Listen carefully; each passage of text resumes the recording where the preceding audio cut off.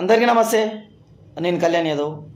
రానున్న ఎంపీ ఎలక్షన్స్లో తెలంగాణ రాష్ట్ర వ్యాప్తంగా ఉన్న 17 సీట్ల గాను బీజేపీ పార్టీ దాదాపుగా 8 నుండి కనిష్టంగా గరిష్టంగా 13 వరకు సీట్లు కైవసం చేసుకుంటున్నట్లు క్లియర్గా అర్థమవుతుంది. ఎందుకు ఏ పారామీటర్ కింద జనాల నాడి మాదిరి మారిందంటే తెలియదు. అది హిందుత్వమా, దేశ రక్షణ, మోదీ గారి మీద ప్రేమనా, ఏదేమైనా కూడా ప్రజలు మాత్రం అందరూ బీజేపీకి ఓటు వేయాలని ఫిక్స్ అయినట్లు క్లియర్గా అర్థమవుతుంది. చాలామంది అనుకోవచ్చు, నిన్నగాక మొన్న కాంగ్రెస్ వచ్చింది, రాష్ట్రంలో వికసిస్తుంది, ఎందుకు రాదు మళ్ళీ కాంగ్రెస్ అని అనుకోవచ్చు.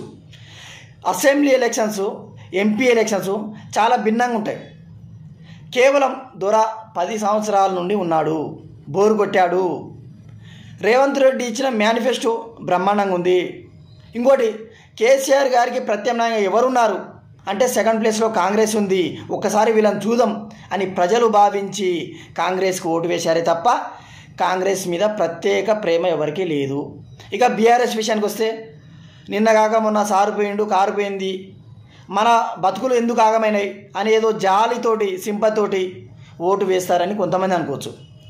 కానీ గల్లీలో లేదు, ఢిల్లీలో లేదు, ఈ ఓటు వేసినా కూడా వృధా అవుతుంది.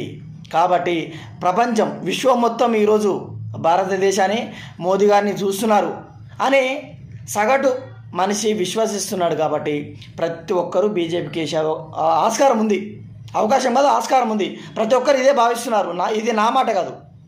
మీరు ప్రముఖుల సర్వే చూసినా సరే, క్షేత్రస్థాయిలో యూట్యూబ్ ఛానల్స్ వాళ్ళు పబ్లిక్ టాక్కి వెళ్తున్నారు, అక్కడ వాళ్ళ మాటలు విన్నా సరే, నేను కరడు కట్టిన కాంగ్రెస్ ఓని కానీ నేను బీజేపీకి ఓటేస్తా అంటున్నాడు.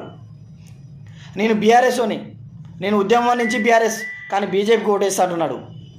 మీ ఆలోచన విధానం ఏ మాదిరి ఉంది, ఏ విధంగా ఉంది, ఒకసారి మీరు కూడా కామెంట్ రూపంలో తెలియజేయండి. ఒకవేళ నాదేమైనా తప్పున్నా కూడా కామెంట్ రూపంలో తెలియజేయండి. ఇది నా మాట కాదు, పబ్లిక్, తెలంగాణ వ్యాప్తంగా ఉన్న అందరూ ప్రజానీకం మొత్తం బీజేపీ వైపు చూస్తున్నారని క్లియర్గా అర్థమవుతుంది. Thanks for watching.